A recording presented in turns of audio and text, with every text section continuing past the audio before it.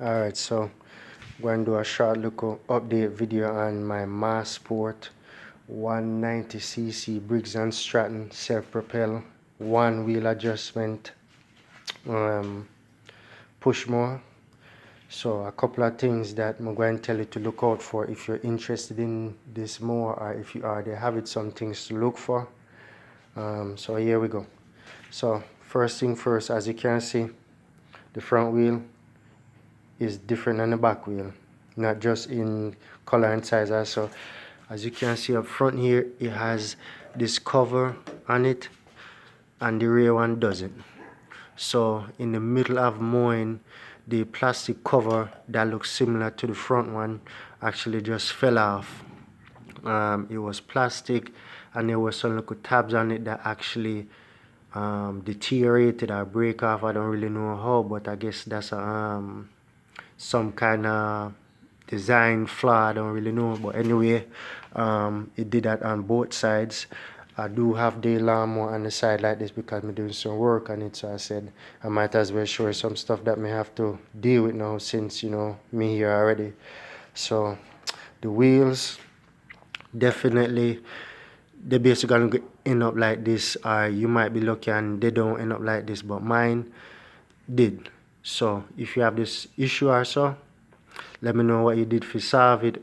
But I am going to, for the meantime, cover up these bolts with some RTV, put a little bit in here as well to try and seal it up to make sure too much dirt and debris doesn't get inside of this area, because that is where your bearing and your other little bolts and gears are.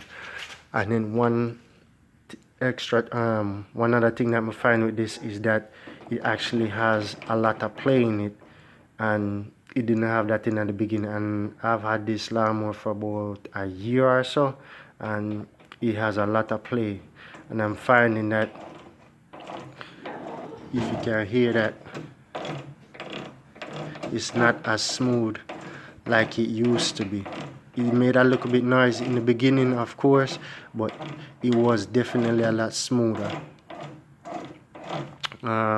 I'm also hearing some noise now from this. This is your drive gear that provides power to the self-propel. I'm hearing a little bit of noise coming from here as well, so don't know if that's usual for after a year or so, but that's something to look out for. I guess I'm going to have to look into servicing this or replacing it pretty soon if it goes bad. But definitely look out for noise coming from your wheel area. A lot of play, as you can see here. I would also say, make sure you're looking at your blade here. I don't know if you can see that too good, but right here, there's actually some grooves that the blade was hitting.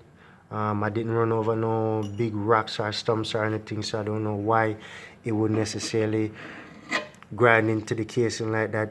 The only thing I could think is if your crankshaft is somewhat out of line, so hopefully you don't have that issue. While I'm here to do service on your belt or clean that ear, because a lot of grass can get caught up in all of this ear behind here, you want to remove a couple bolts, 2 on this side right here, and then 2 over here, 1 over here in the back, and then this whole plate comes down. You do have to remove your blade, that is a 14, and you should have very clear access, or if you want to, you can just turn your blade and then that gives you clearance as well, so you don't have to take out the blade if you don't want to. What next thing, well, the biggest thing for me is this area here.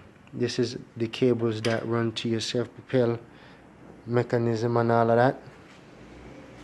So as you can see, on mine, the wire is actually cut in and exposed on all 3 of them. As you can see, it's not in that best of condition, and I wouldn't think it would be that way after a year, but another weird look design is causing that. This little piece right here, when you use this arm to adjust the control arm or the push arm that you're going to be using to push the mower, it actually crimps it, and after a while of up and down, it actually cuts into it like this. As you can see, my wires are exposed and rusting away right now, so I'm actually going to try and reroute all of these above here and find some type of way to make sure that's out of the way. These wires aren't too expensive, but if you can avoid having this issue, you might as well. So I'm going to go ahead and try and reroute them and see how much use I can get out of them before I have to replace them. Other than that, it's a pretty solid mower still. And then one last thing are these hand lever adjustments. As you can see, these are plastic grooves, plastic and plastic, just like plastic, you know, plastic good for, it wears out. So in the middle of mowing, sometimes I see now that they actually slip out of a groove, and the lever arm actually changes in the middle of cutting, so be careful with that. Over here, this little kick shield for anything, any debris that's being slung back at you. If you can see that good, it started to crack up all along here. So I wouldn't think that would have necessarily been like that in a year's time, basically. So that's going to have to be changed as well.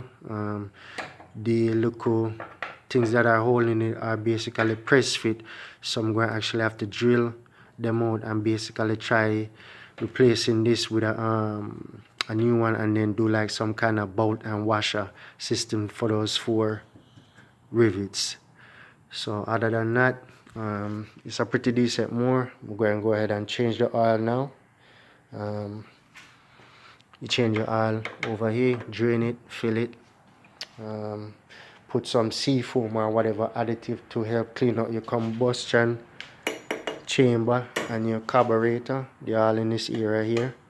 I would definitely say also, if you use it a lot, go ahead and change your spark plug.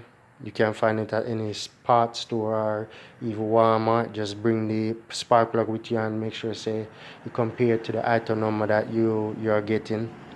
But other than that, pretty decent mower still. Really like it, especially because of the 1 level height adjustment system. And then one thing that I see other people talking about is this lever system. This is for your self-propel, and this is to keep the mower going. What I've been using is my little baby's little crib toy to actually crimp the lever in and just attach it to it. Can't do that as good right now because I have one hand. Hold on. So this is how I actually crimp it. So I just have this pushed off to the side, and then I come over here and I basically push that, and that's how I use the mower. So this design is definitely not that user friendly in my opinion, but to each his own. But this is the solution that I've come up with. It works, it never give me no problems. So try this out if you have any issue where your hands getting sore or anything like that from holding it like that. I would say that's a cool little solution to that. So yeah, man, if you have this mower, this is the Masport 190cc Briggs & Stratton engine, aluminum body. I would definitely say watch out for those things, but other than that, it's a solid lawnmower. You already know, so you can't get everything you want, but you have to try and get something that you want. And for me, good power still, the 1 level height adjustment, and the bagging and cleaning capabilities, as I say, very simple. Lift up, you have your grooves that your bag will fit in on both sides. Very simple. Very direct parts, so easy to clean, easy to wash out. Very simple. So definitely would still recommend it more. Hopefully if they come out with a new design and one of these days, whenever this goes, but if I have to get another one, I would definitely still get this brand and that engine, but hopefully they can change this design to something simpler. So until next time, keep cutting, you understand, but no pushing, get the self-propel thing, you understand, no kill yourself. Why? Later.